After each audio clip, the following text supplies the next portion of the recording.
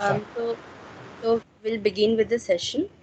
Um, Good morning, everyone. I, Gitanjali Sahu, on behalf of Shah and Anchor Kachi Engineering College, Mumbai, India, welcomes you all in hybrid webinar series 2.0, Innovative and Emerging Technology in the Field of Research.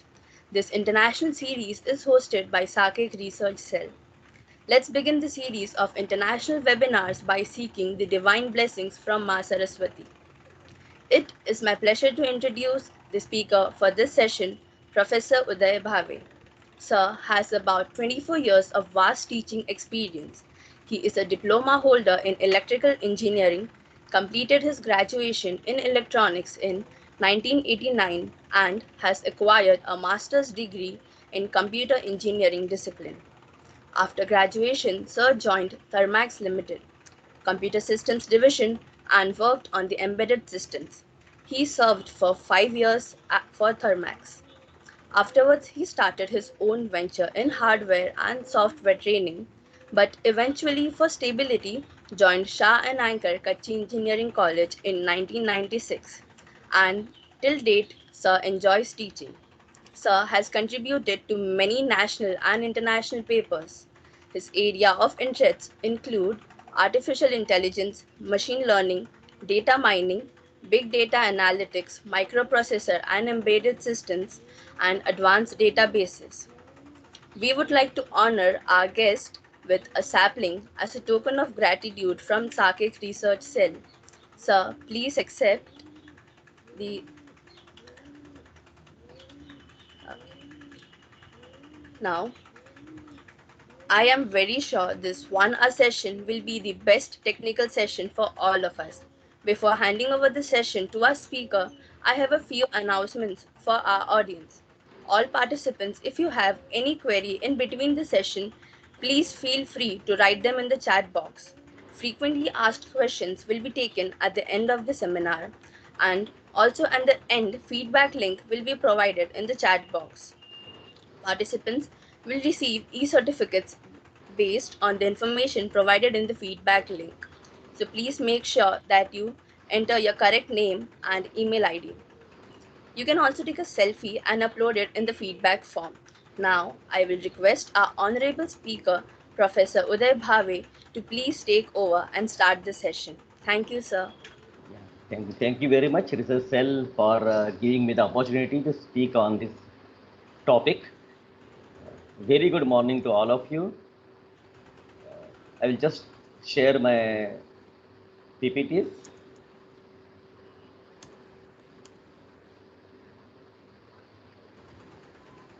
Visible now? Yes, sir. Okay, okay.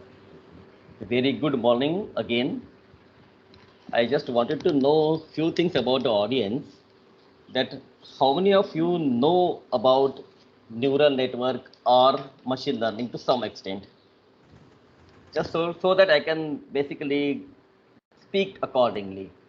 Because right now today I'm going to speak with respect to machine learning and in mechanical engineering. That combination I am trying to explore.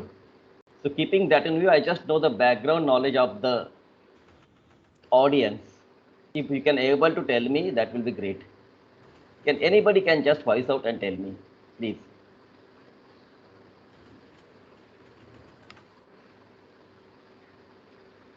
Okay, I'm assuming that you are not having much knowledge about the machine learning techniques and technologies and how the human brain works. So keeping that, I will just make it lucid and I will not try to use more jargons so that it will be easier to understand to anybody, even if the person is layman in the field. That is the idea. Let us talk basically about AI, ML, and DL. These are the three basic disciplines everybody is hearing that from last around 10 to 15 years. The basic term which is coined is artificial intelligence. Now, artificial intelligence name itself suggests that it is artificial and it is intelligence. So, intelligence which has come artificially. So, obviously, it is related to machine. So, it is a technique which enables machine to mimic human behavior. That means how the way human behaves similar fashion, if machine can able to behave, that would be great. That was the basic concept behind artificial intelligence when it started around 35 years back. It doesn't get substantial leverage till people have started working in the field of machine learning with human brain and an artificial neural network. When such things have come in picture, then only this particular field has got a leverage. And then last 25 years, you can see that a lot of things are happening in this particular field. And last 10 years, you can see that in the machine learning discipline itself has got expanded at every look of the life. Now, when you say machine learning, it is actually a subset of artificial intelligence. Why subset? Because when you talk about machine learning, particularly when we see that the machine should learn by itself, that should happen in machine learning. Whereas in AI, we do not think that only the if I write on a simple algorithm which can able to mimic the human behavior, that is sufficient. That is what AI talk about. So AI is a big circle. That is why I have shown the outside, and then within that you can say machine learning, where I am saying that key machine should able to learn by experience the way human behaves. Fundamental difference also when we see in next few minutes. After machine learning, what are the new field which is coming up is a deep learning, which is the more complex scenario of machine learning. Right now, we are not going to touch deep learning at this moment because unless you understand machine learning well, there is no point going in deep learning. But I'll just add one point over here that machine learning is a variety of natural behaviors like human brain, and colony algorithm and so many other possibilities where the how the way nature does kind of optimization in similar fashion. We try to write down the algorithm which are similar to natural behavior. Whereas in case of deep learning, we'll concentrate more on brain-based learning, that is a neural network-based learning. So basically, it is a slightly more compact things, and in that we'll go in more deep. So that is why it is a deep learning. So that basic introduction will suffice for today's lecture. Just one point I want to add here. If I talk about AI program, may not have learning component. That means machine may not learn, but still you can feel that the machine is behaving like a human being. But as such, if you add some new ideas or ask a question which is irrelevant, probably machine cannot able to answer. If I think about the boat and boat is answering to your questions. If I have a pure AI-based program, probably it cannot able to answer the question which is slightly offhand. Whereas if it is ML and DL-based algorithm, probably it can answer in a better way. If you think about Alexa, you can able to understand that. In a normal scenario, it works very well. But if you ask some very odd or stupid question, still it can answer something. It won't keep quiet. So if it is a pure AI-based program, probably it cannot able to answer any stupid question. But if it is ML-based algorithm, somewhere or the other it will try to give the answer, and which will be more or less similar to the way a particular human being can able to answer. So that is a major difference between AI and ML that you should understand. So AI program not having learning component can have maximum intelligence equal to its programmer's intelligence. That is what is the normal say in the scientist world. What is the meaning of this is that if I am a programmer, then if I am writing the AI program, pure AI program, the intelligence of the program cannot go beyond the intelligence of the human being who is writing the program. Am I getting the point? That means suppose I am writing a program for playing a chess board, then the intelligence of that program will be equivalent to what knowledge I am having in chess.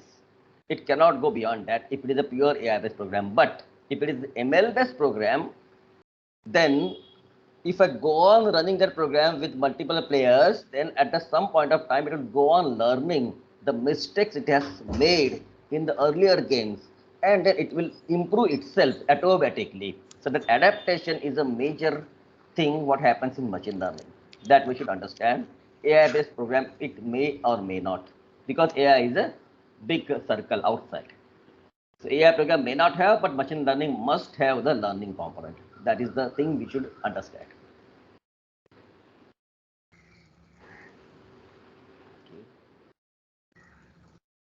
Let us see some simple example. What we do, If I have a problem with my hand and I want to get a solution from machine, what we do normally, we write a program. Yeah, that everybody knows now. So that is how we go ahead.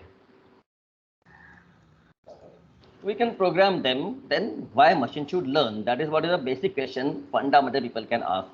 But I can always write down a program because so many problems are being solved using machine and I'm going to get an answer, good answers rather. Then why should I venture in the machine learning environment? That is the first thing probably people can ask. Let us tackle this problem in a variety of ways. First of all, when I write a program to solve a problem, with some definitive steps I have to write down. Point number two is that as a programmer, I also know the domain knowledge properly. In fact, in-depth knowledge of domain is required. Then only I can able to write down the good program for given domain. So domain specific knowledge is must when I writing the program. So I have got basically two choices. I'll write a program to solve the problem with some definitive steps with the domain knowledge, or I'll write a program to make machine learn. That's it. That program will not have a basic domain knowledge, but I will make a machine to learn the problem and it will solve the problem by its own. That is the second methodology we are thinking about. And then ultimately both the programs are going to give me a solution, no doubt. So if I want to solve a quadratic equation, I can write down the program if I know the formula, of course. So I'm going to just run through the same example so that you can very well understand the meaning of this and then eventually move towards the mechanical engineering after understanding this concept. So both the cases to solve the problem, ultimately we have to write a program. That is clear. Of course, you have to write a program, but the aim of the program is different. In the first case, the program should have a definitive steps to tackle the problem. In second case, the program is just a placeholder which will make machine to learn. Some machine learning technique will be there, and then based on that, the program itself will learn and then give an answer. There will not be any definitive steps to solve a particular problem. We'll see in more detail about that. Why to make machine learn? So that question is still alive and still there. So let us see about that. If I got a quadratic equation to solve, or maybe a cubic equation, ax square plus bx plus c, this is a simple example I want to take so that you can very easily understand what I want to say.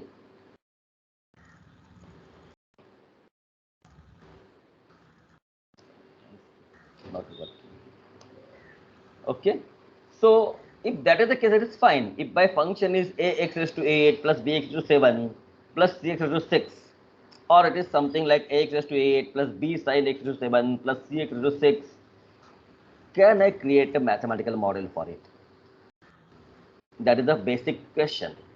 If it is ax square plus bx plus c equal to 0 or x cube plus bx square plus cx plus d equal to 0, yes, I can, because I have got mathematical model ready with formula, and then I can write down the program, and then I can definitely get a perfect answer, surely.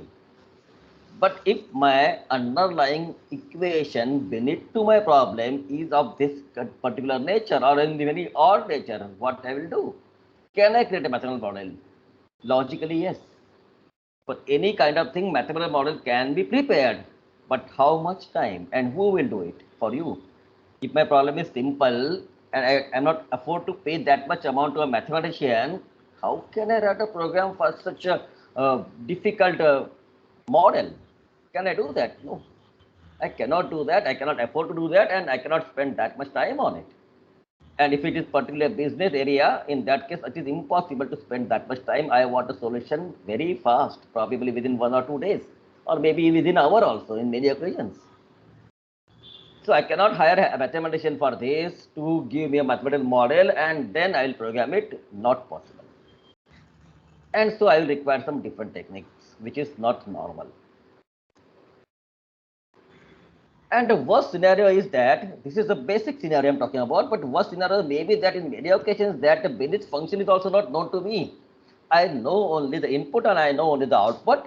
I do not know Bennett's function, and still I want that if I give particular input, I want output. Are you getting my point? That I may have got just input and output ready with me, known input and known output. I do not know how that output has come, but then somebody somehow can come out with the output and that output is working very nicely. So I'm just keeping it because of somebody's experience, past experience. So I'm just keeping it and just fine, it is working well for this particular input. This, if I take this output, it works well. That I know, that much I only know. But I do not know how that output is generated. So this is the worst scenario, that knowing the mathematical is first part, I do not know mathematical is second part. What will I do if I come with the new input? If I got some table in that my x values and y values are there, I'm just taking a simple example of two variables only, one input and one output. Then also, if my x values are out of the range which is known to me, then I cannot able to predict the new value. This is a problem. This is the problem with the mathematical model. First of all, mathematical model, if you want to work with, I must know the model behind it, and then only I can find the value of x for a given y or whatever the way. So that is the issues. And so I will require some other technique than normal. What we do in traditional approach, if I want to solve this problem with standard programming, I told just now I will need a mathematician, will give me a formula. So he'll give me a formula, yes, to coordinate equation, he'll give you a formula, fine, this is a formula, you use this formula and get an answer. What is the advantage? What is the advantage? I'm going to get 100% correct answer, surely, sure, short correct answer, and my program may be a small program and it will work out. Learning the function now. The second part, if I want to solve the same problem with the concept of machine learning, what can I do? If I know the underlying function, and I do not know the underlying function, there are two possibilities I told just now. And both way I can solve it with the machine learning. So knowing the function, what can I do? If I don't know the function, what can I do? What I only need is the data from which machine can learn. So it is basically similar to the human being. Human being can solve any problem provided the human being knows some previous knowledge with respect to that field.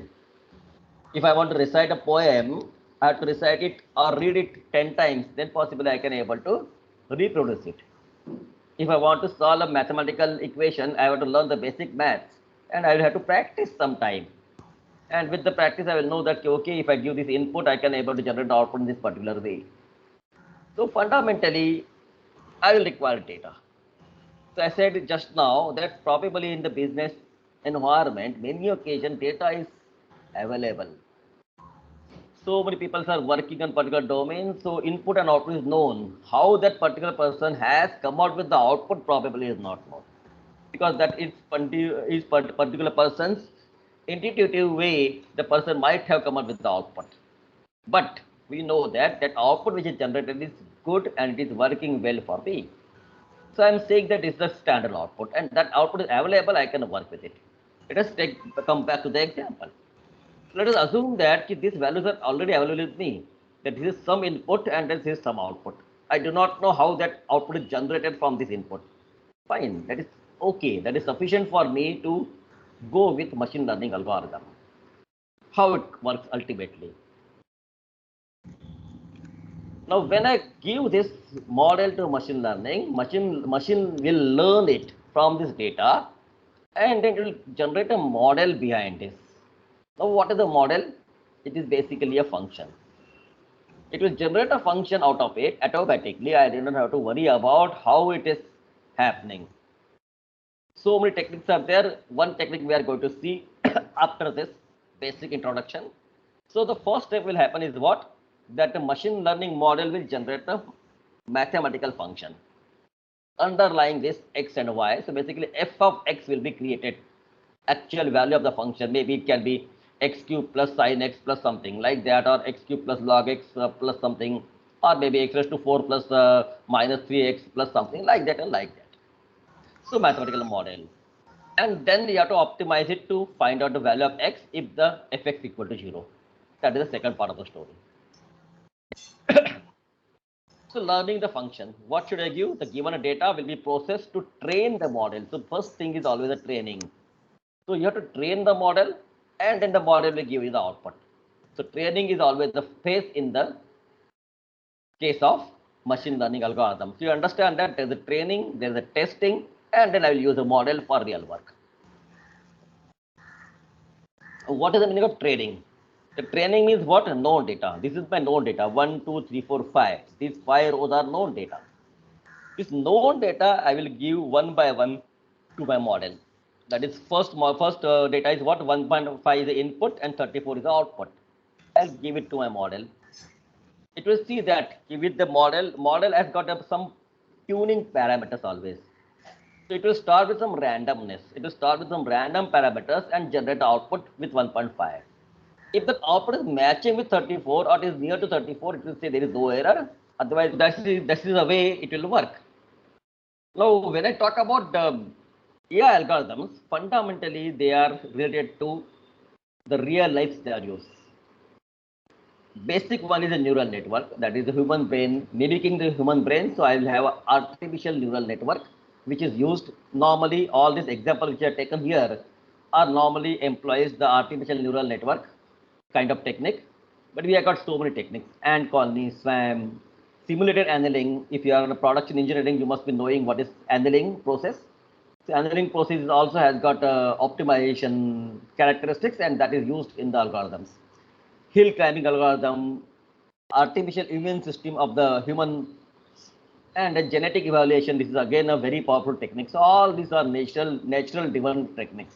All techniques are natural driven, and no algorithm techniques. That means I'm not going to write down the direct algorithm, but it will eventually learn and give the output. So they do the classification, clustering, optimization. So many aspects can be used with this kind of algorithms. What is ant colony? You might have observed that when ants find some food, it is observed that you always and line up in such a way that they find out the optimized path automatically. At the beginning, the path is not optimized. They will take a long route, and eventually after some period, you can observe that they will always optimize towards the shortest path. So that is the best way you can observe. And similar line algorithms are developed for machine learning. And there are some parameter with respect to that. If I fine tune the parameter, I can create a very nice optimization solution with respect to that. We'll just concentrate on the human brain, and then we'll see that how exactly the parameters, modification happens. If you see that human brain, these are the nucleus of the human brain, and there is an input and there is an output. Just don't think about these terms, dendrites and axon. If you can remember, that is great. Dendrites are the input parts from where the input is coming from our sensory organs, and output of each neuron goes to the next level of neurons. So output has got many branches, and it will go to one neuron each. So here can be one neuron, second neuron, third neuron, like that. And this is a massive network having millions of neurons in human brain. And then finally, the output layer, the output of the output layer neuron will be again given back to our sensory organs or actuators or our where we can actually take some action. Okay. So basically, input is coming from sensory organs. There is a huge network in between, and then output is also fed to the human body to take action. Okay. So that is how the biological neuron works in a human brain. So basically, this model is converted in such a way. So this is my artificial neuron. So program for artificial neuron or neuron is written in a very simple way. Very simple way anybody can understand. This is my input. So x1, x2, x3 is my input. So basically, my input which I am going to supply is this. So if it is my image has got 1, 0, 1, 0 value. So I will supply here. That is first one will go as x1, second 0 will go as x2, 1 will go as x3, and like that. So input will go here like this in a sequential order. For each input, there is a weight attached to it. And finally, my summation is x net or net value. Net means, again, I'm talking about a neural network. So the word net is used. It is nothing but a sum of the products, x1w1 plus x2w2 plus x3w3. So I get a summation here. And then there is a function which will tell me whether the output will be given to the next layer or not, next layer of neuron or not. And like that, I got a huge artificial network can be created, and then what are the input I'm supplying as over here. A net is calculated, output is generated, it is given to the next layer, and like that there can be 1 or 2 layers, and then finally I got an output layer which will generate the output, maybe 1 or 0. So like that basically the functions are there. So output function is normally a bidirectional function which has got only values 1 or 0. So that function is going to give me the final answer as yes or no, like in the case of nut and bolt, whether it is a nut or not. So 1 or 0, like that. So basically layers of neurons are created in programmatically, of course, not as a virtual layers, of course. That input will be processed in the first neuron, like that it will be given to second neuron, and like that the output is generated, it is given to second neuron, again the same process will continue. The tuning parameters, what I just told you at the beginning, was W1. All these weights are tuning parameters. So after the input, whatever the output is generated, if it is not okay, I will adjust the values of this W1, W3. Okay. Again, I will go back, supply the next layer, next input. Again, I will generate the output. If it is not matching, I will again change the values of W1, W3. So W1, W2, W3 are the basic tuning parameters or learning parameters by which learning happens. So after when I supply all my input rows or input data elements, the values of W1, W2, W3 eventually will get stabilized. Means what? Over next epoch, suppose epoch number 10, epoch number 11, epoch number 12, the values of W1, W2, W3 are not changing much. If that happens, I will stop. That means my network has learned. Okay, that is the meaning of learning in the reality. So basically, it is an extremely simple mathematical calculation. I got a matrix because this is all x1, x2, xr, 1, 0, 1, 0, like that. And then I got again the random weights. So at the beginning, these values of W1, W3 are random. Okay, so because of that randomness, it will generate some output, may not be correct. But then eventually it will come to the correct output. Now to adjust the weights, we have got some weight adjusting formulas, and for that lot of study is going on. So there is a W new and W old. So from W old, I have to generate a new value for W. For that, many techniques are there. That is not a scope of our discussion today. So just try to understand that it is extremely easy to program as such. To get the input, generate the value, generate the output, check the output. If the output is not correct, I'll go back and change the values of W. And eventually I will stop when these values are stabilized, and that will remain same for any problem. That is very important. My problem is anything, let it be mechanical engineering problem, let it be a computer engineering problem, let it be a production, let it be aeronautics, whatever. Basic concepts are going to remain same. The structure of the program is also same irrespective of my problem, which is not the case with mathematical model. For every problem, I have to have a different mathematical model. No, it is same. What is only going to change is number of neurons at input layer, number of neurons at output layer, number of neurons are middle layers. That only will have to fine tune slightly here and there. And for that also there are some rules. So it is not again very great. So it will look something like this. This is my input layer. There are some hidden layers. Middle layers are known as hidden layers. And then I got output layers.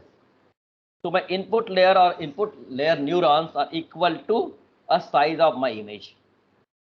If my size of image is 200 by 200 pixel, suppose 200 pixel means what? Each dot over the on the image. So 200 by 200, 200 by 200 pixel size is there. That means 4000 neurons I will require at input, because each pixel has got a value. So if I got 4000 neurons over here, I will supply this 4000 neurons over here, and an output is depend upon how many classes you want. So if I take the example of your nut and bolt, and if I assuming that my image size is 200 and 200, so at input layer I will require 4000 neurons, and at output level I require 4 neurons because I want 4 classes. Okay, so output layer neurons are equal to number of classes, input layer neurons are equal to the size of your image or size of your data elements. How many data elements are there in your data?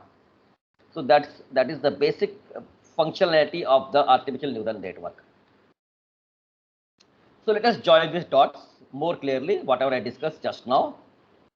So assume the size of the image is 200 by 200 pixels. Images will be converted to an array. and their pixel values in grayscale. I am assuming grayscale. So the range of the each image value will be 0 to 255. So I will have a simple array of 4000. Array means you must be knowing array or list. So it will have the values ranging from 0 to 255. So 4000 values, and the values are between 0 to 255. That is my input. That's it. So number of input neurons will be 40,000 and output neurons will be 4, because each neuron represents one of the 4 classes.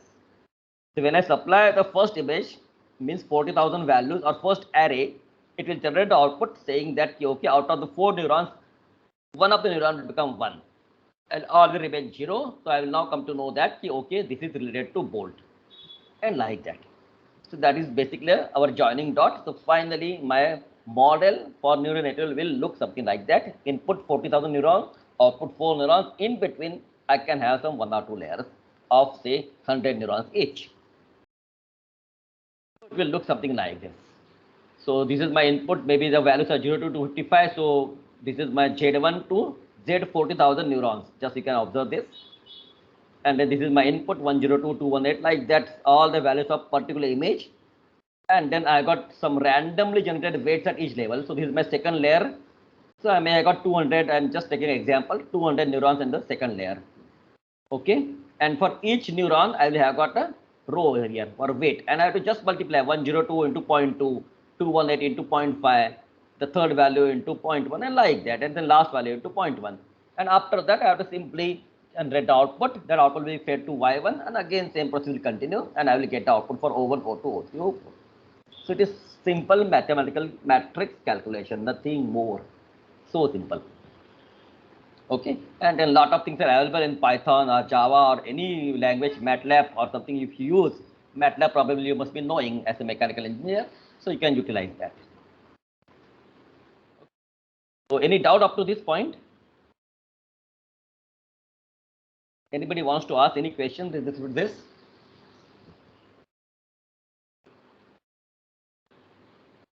Okay, so we'll just have some last look that how can I use it in the real mechanical engineering processes.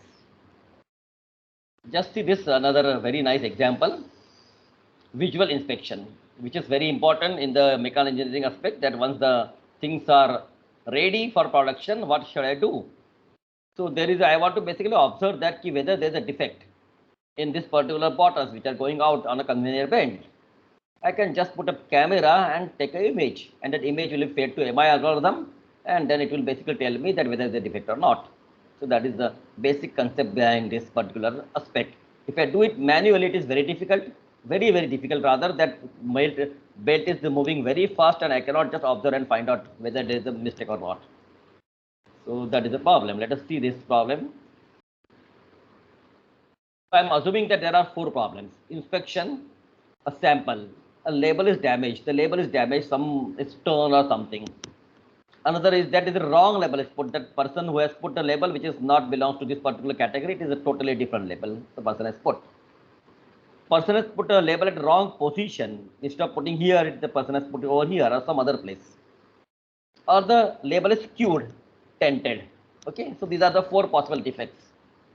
And so I got the 4 or 5 classes. That is, label is damaged, wrong label position, label placement is skew, and correct placement. So basically I got 5 outputs or 5 classes. Are you getting this? 4 wrong classes or 4 this with respect to this detection of a defect, and the 5th one is the correct one. That is how it will be. Now how to address this? Again in the same way. There is no difference. What is my input? Images of bottle with correct labels. I will require, because I will require experience data. So I will require many images of bottles with the correct labels and images of all categories of defective labels. That means I will have to have images of wrong labels also. So maybe some 100 images of this category, around 50-60 images of this category, 50-60 images of this category, like that, and then around 100 images of correct category. So if I got a database of around 500 to 600 images of a label with the wrong and right both, then I can use it for training. Once I use it for training, then that is sufficient for me. Once the ML algorithm is trained, then I can simply use it for actual purpose, where the camera will take an image and immediately my algorithm will tell that it is wrong or right, and according to the bottle will be either go into the defective side or it will go to the correct side. So my conveyor belt can have two positions, left and right. Left side may be a wrong and right side may be correct position. So and in that also I can have some 4 categories, so it will get properly put in a bin. So basically that is the idea. What is the design now? It depends upon the image. So if my image of the label is 300 by 300, I will require 90,000 neurons at the input. Now my output neurons try to understand that I got 5 categories, 4 defective and fifth one is the correct one. So I got 5 categories, so I require 5 neurons at the output. At initially, I may start with the 2 layers with 10 neurons each in the middle layer. Now that depends upon this. I am not going in more detail because it is slightly complicated to understand that how to choose the neurons in the middle layer. So don't worry at this moment of time.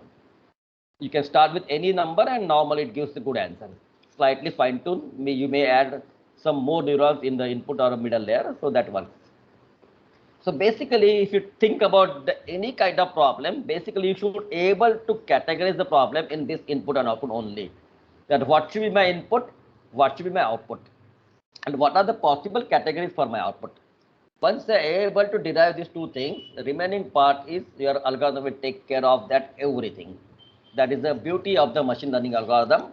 You did not have to, do the image and checking the image, because previously if I want to do this in a previous way or old ways or mathematical way, I will have to basically match with the correct image. And if there is a matching, I will say yes. If there is no matching, it will say no. So such kind of image matching techniques I have to work with. And image matching technique has got many problems.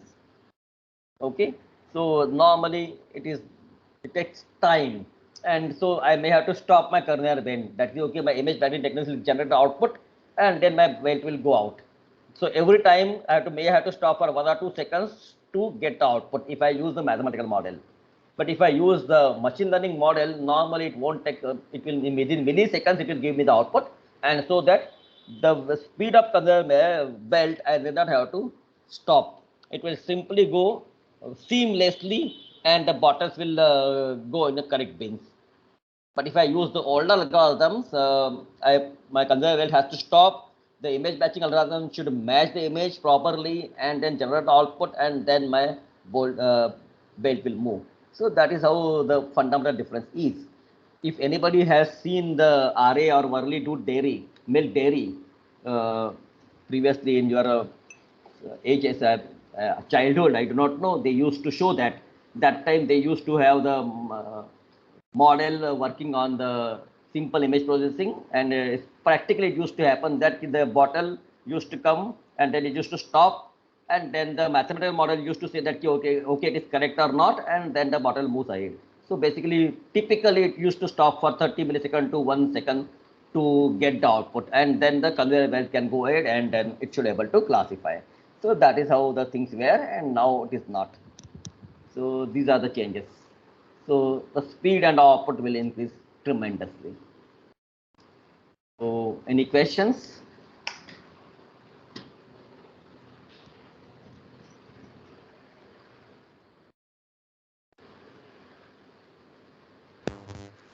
Sir, so we have only one question from our audience.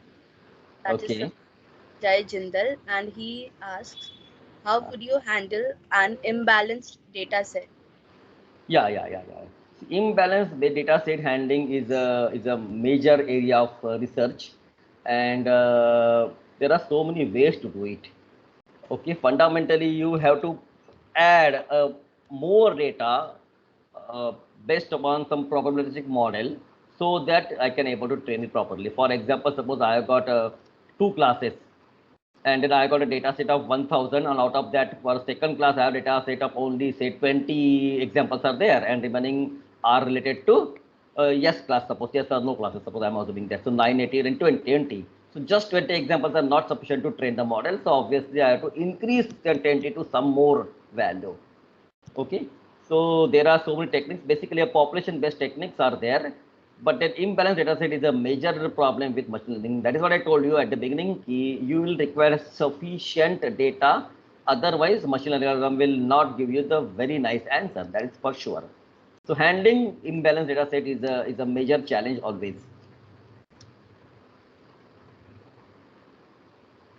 Okay, so we have a few more questions. Yes.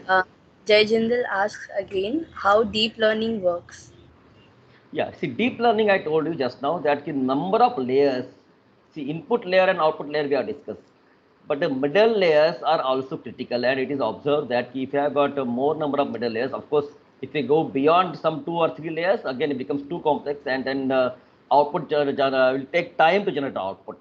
So number of layers in the middle layers is the active area. Deep learning basically works with the more number of layers at the hidden layer portion, and then number of neurons in the hidden layer. So how to work with that is a major concern about deep learning. So deep learning is basically dealt with that particular aspect of the neural network, particularly hidden layer part. So how many layers in between, and in each layer how many neurons? That is the main question we have to work with, and deep learning particularly work with that idea. So deep learning, why deep? Because number of layers are more. If I'm just working with 1, 2, and 3 layers, it is basically a basic machine learning. If I think about machine deep learning, I will go within that. And when I talk about deep learning, fundamentally the learning and adaptation is very nice. That is what has been observed. So human intervention is very, I mean, that not that much required when you go in the deep learning phenomena. So first of all, understand machine learning and then go inside the deep learning concepts. We have one last question, and Harsh Waghela asks, as a mechanical engineer, I will select artificial intelligence. What kind of contents should I learn? And also, can a mechanical engineer do masters in machine learning and artificial intelligence? Yeah, very nice question. It is very important now because particularly machine learning or is important in the mechanical engineering, because if you see anywhere in the industry, no mechanical process works without computers. And now almost everybody is moving towards machine learning based computerization. As I told you just now, that conveyor belt example I have given you, few years back they used to work with the mathematical model, and then the output is very less, because I told you that key to generate the output mathematical model used to take 30 milliseconds to 1 second. So you cannot stop for each bottle 1 second. That is too much delay, isn't it? So you will have to go with the machine learning. Now to start with, the simplest thing is that just learn about the neural network first, because that is the base of the machine learning. As I given you other examples also, that if you are okay with neural network, along with that you learn Python also. So Python and neural network is the best combination to go with the machine learning, or otherwise MATLAB and neural network. That is also fantastic. If you are comfortable with MATLAB, you can work with MATLAB and neural network. Otherwise Python and neural network. If you do not have any knowledge of any language, then better to start with Python and neural network. And once you are okay with it, then probably you can think about the other techniques like Ant-Colley algorithm or artificial human system, but that is next part of the story. First of all, master in artificial neural network. And I'll tell you one more thing, NPTEL and Coursera both has got a Python and machine learning courses available.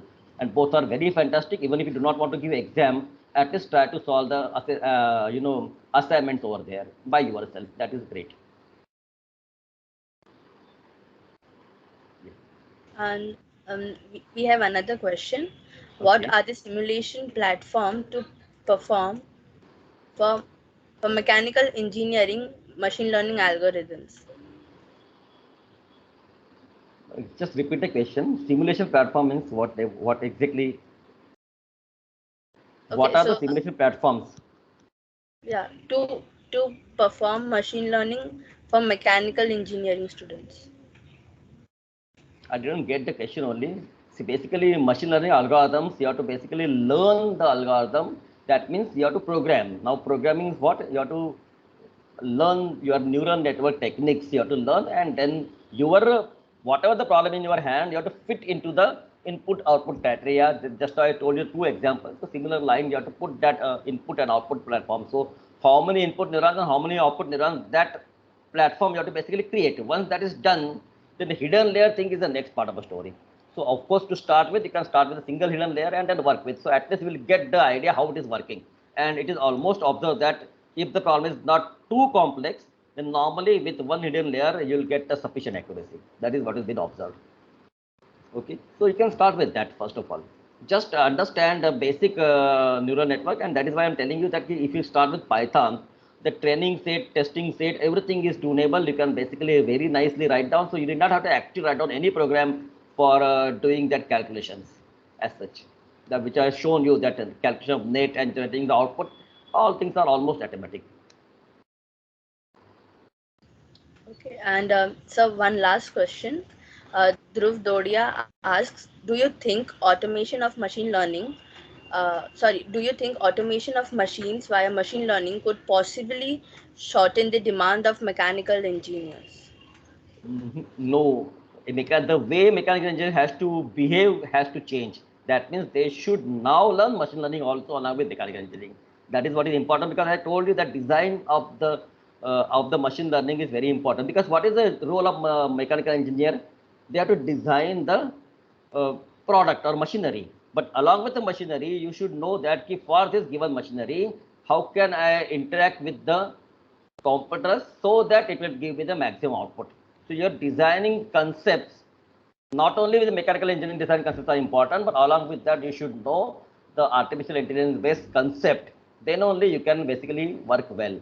See, ultimately designing cannot be done by the machine at this stage at least. So engineers are required. See, engineers are not going to, inspection. The jobs which will go, the one who is doing inspection, their jobs will go, not the engineer's job. Try to understand that. See, in normal cases, if I want to do a manual inspection, like the earlier bottles, then one person will come, he'll check the bottle and then he'll put in the proper pin. So it is a manual work I have to do. So those person jobs are at stake, no doubt, but not for the engineers. But engineers have to do the interdisciplinary thing, no doubt. They cannot just stick with mechanical engineering. Thank you. Gitanjali, I want to ask a question. Please ask. Yeah, so sir, does that mean that while designing the machines, we have to put the machine learning algorithms right from the start? You have to keep it in the mind that what are the output you are generating, it should be interacting with the computers, and with that, can I use some machine learning algorithms so that my throughput will increase, my Okay, yeah. accuracy will be better. That is what you have to think. Yeah, thank you so much, sir. So that is the way you have to think over. So your thinking process has to be added with respect to machine learning generated output. That is what I'm trying to tell. So again, I will get another example. I mean, you must have seen the lathe machines. No, you people are using lathe machines, right? Now, once upon a time, lathe machines are pure mechanical machines. Nowadays, they are computer-based machines. Why it is so? Because the accuracy increases, isn't it? Yes, Have you sir. people have seen computer-based lathe machine? Must have seen that, right? Or not? Yes, yes, we've seen that. Right, so that is Yeah. how. So I have to just feed the values. I want to have some, piece which is to be made of, say, diameter of 10. I have to just enter 10 and it just does it, isn't it? Adjust the tool size, tool position, and it grants it, isn't it? So that is how the things are changing, and this has already changed rather in many places. But this is not a machine learning, of course. I'm telling you, this is not a machine learning. This is basically a computerization of the mechanical machine. But then the output, and the output what you are generating, whether you can able to apply some machine learning techniques so that my throughput will increase, that you have to see. And in machine also you can add some added value to it, no doubt. Thank you, sir. Gitanjali, please take over. Yeah. So, participants, those who have joined as guests, if you have any questions, you can raise your hands so that we can unmute you.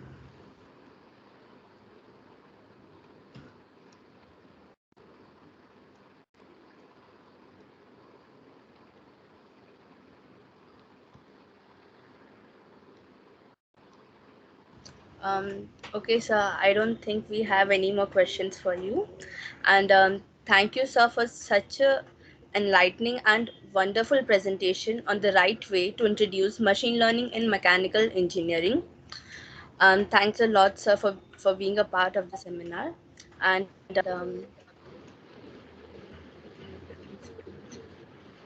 okay.